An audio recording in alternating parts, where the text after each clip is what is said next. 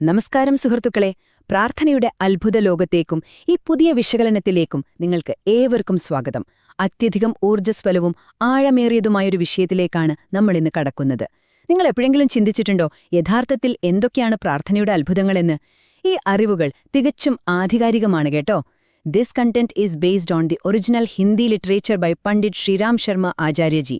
ഇന്ന് നമ്മൾ വെറുമൊരു അന്ധവിശ്വാസങ്ങളെക്കുറിച്ചല്ല സംസാരിക്കുന്നത്, മറിച്ച് ആത്മീയ ഊർജ്ജത്തിന്റെ യഥാർത്ഥ പ്രവർത്തന രീതികൾ എങ്ങനെയാണെന്ന് തികച്ചും ശാസ്ത്രീയമായി തന്നെ നമുക്കിന്ന് മനസ്സിലാക്കാം. ഉറപ്പാണ്, ഇന്നത്തെ ഈ ആത്മീയ യാത്ര നിങ്ങളുടെ കാഴ്ചപ്പാടുകളെ തന്നെ അടിമുടി മാറ്റിമറിക്കും. ശരി, നമുക്ക് നേരെ വിഷയത്തിലേക്ക് കടക്കാം. നമ്മളിന്ന് പ്രധാനമായും എന്തൊക്കെയാണ് ചർച്ച ചെയ്യാൻ പോകുന്നതെന്ന് നോക്കാം. പ്രാർത്ഥനയുടെ അടിസ്ഥാന ശാസ്ത്രം, ശാസ്ത്രീയ പ്രാർത്ഥനയുടെ 4 തൂണുകൾ, പ്രപഞ്ച ഊർജ്ജത്തെ ആകർഷിക്കുന്ന വിധം, സ്വാർത്ഥതയിൽ നിന്ന് മാറി നിഷ്കാമത്തിലേക്കുള്ള യാത്ര, പ്രാർത്ഥനയ്ക്കുള്ള ഏറ്റവും ഉചിതമായ സമയങ്ങൾ, ഒടുവിൽ കർമ്മവും കൂട്ടായ പ്രാർത്ഥനയും. ഈ പടവുകളിലൂടെയാണ് നമ്മളിന്ന് മുകളിലേക്ക് കയറാൻ പോകുന്നത്. നമുക്ക് തുടങ്ങാമല്ല? ആദ്യമായി പ്രാർത്ഥനയുടെ യഥാർത്ഥ ശാസ്ത്രം എന്താണെന്ന് നമുക്ക് നോക്കാം. സാധാരണയായി നമ്മൾ പ്രാർത്ഥന എന്ന് കേൾക്കുമ്പോൾ എന്താണ് ചിന്തിക്കാറുള്ളത്? ദൈവത്തിനു മുന്നിൽ പോയി എന്തെങ്കിലും കാര്യങ്ങൾക്കായി വെറുതെ യാചിക്കുന്ന ഒരു രീതി, അല്ലേ? എന്നാൽ ആചാര്യജി ഈ ധാരണയെ പൂർണ്ണമായും തിരുത്തുകയാണ്. പ്രാർത്ഥന എന്നു പറയുന്നത് നിഷ്ക്രിയമായി ആഗ്രഹിക്കുന്ന ഒന്നല്ല, അത് വളരെ സജീവമായ ഒരു പ്രക്രിയയാണ്. ശ്രദ്ധിക്കുക, ഒന്നാമത്തെ കാര്യം, prayer should be a part of conscious efforts and not of the form of begging alms. പ്രാർത്ഥന യാചനയാകരുത്, അത് ബോധപൂർവമുള്ള ഒരു പരിശ്രമമാകണം. രണ്ടാമതായി, prayer backed by efforts never proves in vain. പ്രയത്നത്തോടു കൂടിയ പ്രാർത്ഥന ഒരിക്കലും വിഫലമാകില്ല, അത് 100% ഉറപ്പാണ്. മൂന്നാമതായി, the essence of Hindu prayer is in the self actuated upliftment of human being. അതായത് നമ്മളെ തന്നെ സ്വയം പ്രചോദിതമായി ഉയർത്തുക എന്നതാണ് പ്രാർത്ഥനയുടെ യഥാർത്ഥ ലക്ഷ്യം. ഇത് ശരിക്കും നമ്മളെ ചിന്തിപ്പിക്കുന്ന ഒന്നല്ലേ?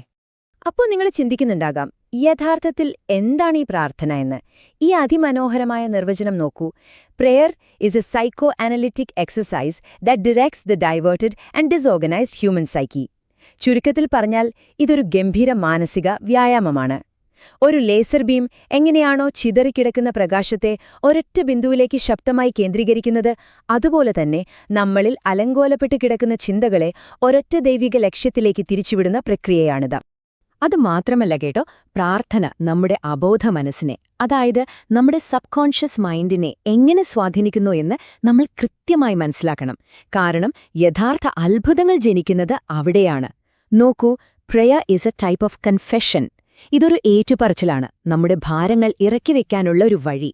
രണ്ടാമതായി, prayer is a vibration arising from the inner planes of the unconscious psyche. നമ്മുടെ അബോധ മനസ്സിന്റെ ഏറ്റവും ആഴങ്ങളിൽ നിന്നും വരുന്ന ഒരു തരംഗമാണിത്. മൂന്നാമതായി, prayer is also A sort of specially designed auto suggestion. ലളിതമായി പറഞ്ഞാൽ നമ്മുടെ മനസ്സിനെ തന്നെ വളരെ പോസിറ്റീവായി പ്രോഗ്രാം ചെയ്യുന്ന ഒരു സൂപ്പർ ടെക്നിക്ക് കൂടിയാണിത്. ഇനി നമുക്ക് ശാസ്ത്രീയ പ്രാർത്ഥനയുടെ 4 തൂണുകൾ ഏതൊക്കെയാണെന്ന് നോക്കാം. ഒരു വലിയ കെട്ടിടത്തിന് തൂണുകൾ എത്രത്തോളം പ്രധാനമാണെന്ന് നമുക്കറിയാമല്ലോ. അതുപോലെ തന്നെ ഫലപ്രദമായ ഒരു ശാസ്ത്രീയ പ്രാർത്ഥനയ്ക്കും കൃത്യമായ 4 അടിസ്ഥാന തൂണുകളുണ്ട്: വിശ്വാസം, ഏകാഗ്രത, സൃഷ്ടിപരമായ ധ്യാനം, പിന്നെ ഏറ്റുപറച്ചിൽ. ആത്മീയതയുടെ പടവുകൾ കയറാൻ ഈ 4 ഘടകങ്ങളും നിർബന്ധമാണ്. ഈ അടിസ്ഥാനമില്ലാതെ നമ്മൾ ഉച്ചരിക്കുന്ന വാക്കുകൾ വെറും ഒഴിഞ്ഞ പാത്രങ്ങൾ പോലെ ശബ്ദങ്ങൾ മാത്രമായി പോകും. ഇതിൽ ഏറ്റവും പ്രധാനപ്പെട്ട ആദ്യത്തെ പടി ഏതാണെന്നോ? വിശ്വാസം. The first and foremost requirement is faith. ഇതിനൊരു ശാസ്ത്രീയ തെളിവ് ഞാൻ തരാം. പ്രൊഫസർ മെക്കനിൽ തന്റെ 1965 സൈക്കോളജിക്കൽ ജേണലിൽ ഒരു സുപ്രധാന പഠനം പ്രസിദ്ധീകരിച്ചിട്ടുണ്ട്. പ്രശസ്തി അതിയായി ആഗ്രഹിച്ചൊരു പെൺകുട്ടിക്ക് ഒരു സന്യാസി നൽകിയ ഉപദേശം അദ്ദേഹം അതിൽ വ്യക്തമായി പറയുന്നുണ്ട്. 100% വിശ്വാസത്തോടെയും ആത്മവിശ്വാസത്തോടെയും പ്രാർത്ഥിച്ചാൽ മാത്രമേ ആഗ്രഹിച്ച ഫലം ലഭിക്കുകയുള്ളൂ എന്ന് ആ പഠനം ശാസ്ത്രീയമായി തെളിയിക്കുന്നു. ദൈവരാജ്യത്തിലേക്കുള്ള ഒരേയൊരു രാജപാത എന്നത് ഈ അചഞ്ചലമായ വിശ്വാസമാണ് സുഹൃത്തുക്കളെ. രണ്ടാമത്തേതും മൂന്നാമത്തേതുമായ തൂണുകൾ ഏകാഗ്രതയും ധ്യാനവുമാണ്. ഈ ഉദ്ധരണികൾ വളരെ ശ്രദ്ധയോടെ കേൾക്കുക. Concentration is that silent power that brings together diverted forces of the mind. ചിതറിക്കിടക്കുന്ന ചിന്തകളെ ഒരുമിപ്പിക്കുന്ന നിശബ്ദമായ ശക്തിയാണ് ഏകാഗ്രത. കൂടാതെ contemplative meditation is both necessary and sufficient condition for success in prayer. ഇതിനും നമുക്ക് തെളിവുകളുണ്ട്. സർ ഐസക് ന്യൂട്ടൺ തന്റെ ഒപ്റ്റിക്സ് പഠനങ്ങളിലും അതുപോലെ ഡോക്ടർ ലാറ്റ്സൺ തന്റെ 1910 പ്രസിദ്ധീകരണങ്ങളിലും പറയുന്ന ഒരു ഗംഭീര കാര്യമുണ്ട്. ഒരു ഭൂതക്കണ്ണാടിയിലൂടെ നമ്മൾ സൂര്യപ്രകാശം കേന്ദ്രീകരിച്ച് കടലാസ് കത്തിക്കാറില്ലേ?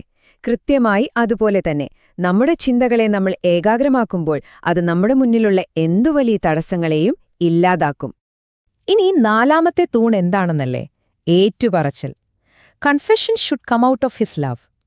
യഥാർത്ഥ ഏറ്റുപറച്ചിൽ എന്ന് പറയുന്നത് വെറുമൊരു കുറ്റബോധം തോന്നലല്ല, മറിച്ച് പരമാത്മാവിനോടുള്ള അതിയായ സ്നേഹവും ആവേശവും അതിയായ ശുഭാപ്തി വിശ്വാസവും നിറഞ്ഞ ഒരു സമ്പൂർണ്ണ സമർപ്പണമാണത്. അടുത്തതായി നമ്മൾ പോകുന്നത് ഈ പ്രപഞ്ച ഊർജത്തെ എങ്ങനെ ആകർഷിക്കാമെന്ന മെക്കാനിസത്തിലേക്കാണ്. ഒരു കാന്തം നിങ്ങൾ കണ്ടിട്ടില്ലേ? അതിന് പോസിറ്റീവും നെഗറ്റീവുമായ ധ്രുവങ്ങളുള്ളതുപോലെയാണ് പ്രാർത്ഥനയുടെ യഥാർത്ഥ പ്രവർത്തനവും. ദൈവിക ഊർജത്തിന്റെ അഥവാ ഓജസ്സിന്റെ 2 വ്യത്യസ്ത പ്രക്രിയകളാണിവിടെ നടക്കുന്നത്. ആദ്യത്തേത് receptive attractive prayer is a spiritual process of receiving energy currents. പ്രപഞ്ചത്തിൽ നിന്ന് ഊർജത്തെ നമ്മളിലേക്ക് ആകർഷിച്ചെടുക്കുന്ന രീതിയാണിത്. രണ്ടാമത്തേത് outflow type prayer is a means of deploying the energy currents. ഇത് നമുക്ക് ലഭിച്ച ഊർജത്തെ മറ്റുള്ളവരുടെ നന്മയ്ക്കായി പുറത്തേക്ക് വിടുന്ന രീതിയാണ്. അതായത് ലോകത്തിന് നന്മ ചെയ്യാൻ ആദ്യം നമ്മൾ ഈ പ്രപഞ്ച ഊർജത്തെ നമ്മളിലേക്ക് തന്നെ ആകർഷിച്ച് സംഭരിക്കേണ്ടതുണ്ട്. വളരെ സിമ്പിളായൊരു സയൻസാണിത്. ഈ ആകർഷണ പ്രക്രിയയ്ക്ക് പ്രധാനമായും 3 ഘട്ടങ്ങളാണുള്ളത്. ആദ്യത്തേത് ആശയവിനിമയ ഘട്ടം. ഇവിടെ ഭക്തൻ തനിക്ക് ആവശ്യമുള്ള ശക്തിക്കായി പ്രാർത്ഥിക്കുന്നു. രണ്ടാമത്തേത് ധ്യാനഘട്ടം. അവിടെ ദൈവിക ഊർജം നമ്മിലേക്ക് ഒഴുകിയെത്തുന്നതായി നമ്മൾ സങ്കൽപ്പിക്കുന്നു, അതിനെ സംഭരിക്കുന്നു. അവസാനമായി അനുഭവിച്ചറിയുന്ന ഘട്ടം. ആ ദൈവിക ശക്തി നമ്മുടെ ശരീരത്തിലും മനസ്സിലും പൂർണ്ണമായി പ്രകടമാകുന്ന അനുഭവതലമാണിത്. ഇനി നമുക്ക് സ്വാർത്ഥതയിൽ നിന്ന് നിഷ്കാമത്തിലേക്കുള്ള ആത്മീയമായ വളർച്ചയെക്കുറിച്ച് നോക്കാം. ഇപ്പോൾ നമ്മൾ ഈ ആത്മീയ യാത്രയുടെ വളരെ ഉയർന്ന ഒരു തലത്തിലേക്ക് എത്തിയിരിക്കുകയാണ്. നമ്മൾ എന്തിനാണ് യഥാർത്ഥത്തിൽ പ്രാർത്ഥിക്കുന്നത്? നമ്മുടെ ഉദ്ദേശങ്ങളെ എങ്ങനെ ഒന്നുകൂടി വിശാലമാക്കാം എന്ന് നമുക്ക് പരിശോധിക്കാം. പ്രാർത്ഥനകളെ നമുക്ക് പ്രധാനമായും 2 ആക്കി തിരിക്കാം. ഒന്ന് സകാമം അഥവാ സ്വാർത്ഥമായ പ്രാർത്ഥന, അതായത് നമ്മുടെ ഭൗതികമായ ആവശ്യങ്ങളും ആഗ്രഹങ്ങളും നിറവേറ്റുന്നതിനായുള്ള പ്രാർത്ഥന. രണ്ടാമത്തേത് നിഷ്കാമം അഥവാ സ്വാർത്ഥതയില്ലാത്ത പ്രാർത്ഥന. ഇവിടെ ദൈവസ്നേഹമല്ലാതെ മറ്റൊന്നും നമ്മൾ ആവശ്യപ്പെടുന്നില്ല. സകാമ പ്രാർത്ഥനകൾ തീർച്ചയായും ഫലം നൽകുകയും നമ്മുടെ ഭൗതിക ആവശ്യങ്ങൾ നിറവേറ്റുകയും ചെയ്യും. പക്ഷേ അനശ്വരമായ സമാധാനത്തിലേക്കും ആത്മീയ പൂർണ്ണതയിലേക്കും നമ്മളെ നയിക്കുന്നതെപ്പോഴും നിഷ്കാമ പ്രാർത്ഥനയാണെന്ന് പുരാതന ഋഷിവര്യന്മാർ ഉറപ്പിച്ചു പറയുന്നു. ഇനി പറയാൻ പോകുന്ന കാര്യങ്ങൾ തീർച്ചയായും നമ്മുടെ കണ്ണു തുറപ്പിക്കുന്നവയാണ്. ഒന്നാമതായി, prayer is a means of establishing direct communication with the supreme divinity. രണ്ടാമത്തേത് കേൾക്കുമ്പോൾ നിങ്ങൾക്ക് ശരിക്കും അത്ഭുതം തോന്നും.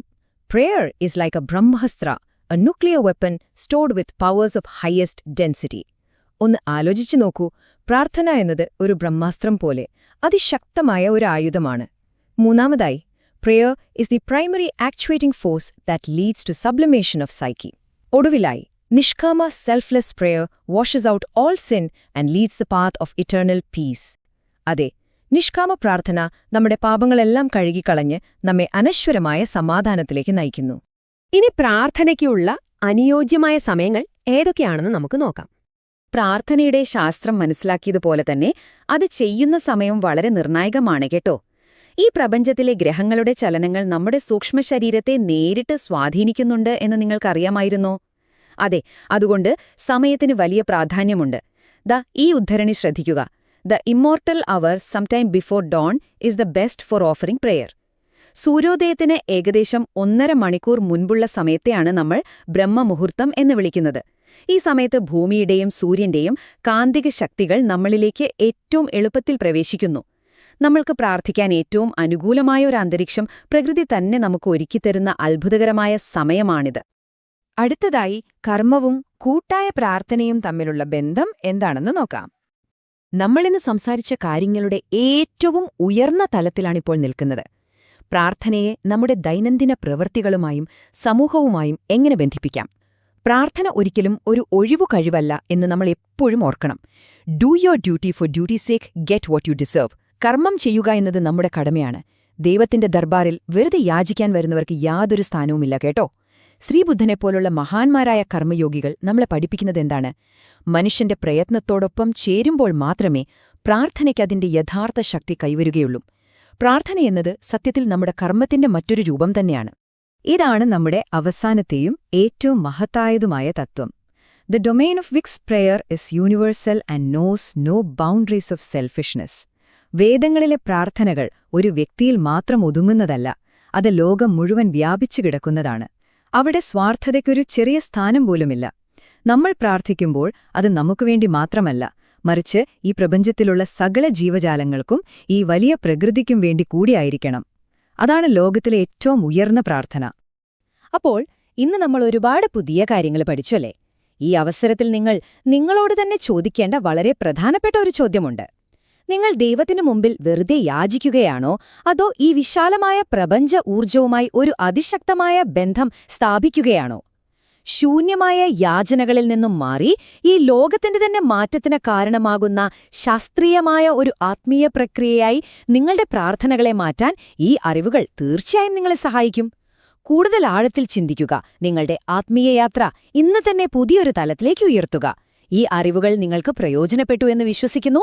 മറ്റൊരു വിശകലനവുമായി നമുക്ക് വീണ്ടും കാണാം.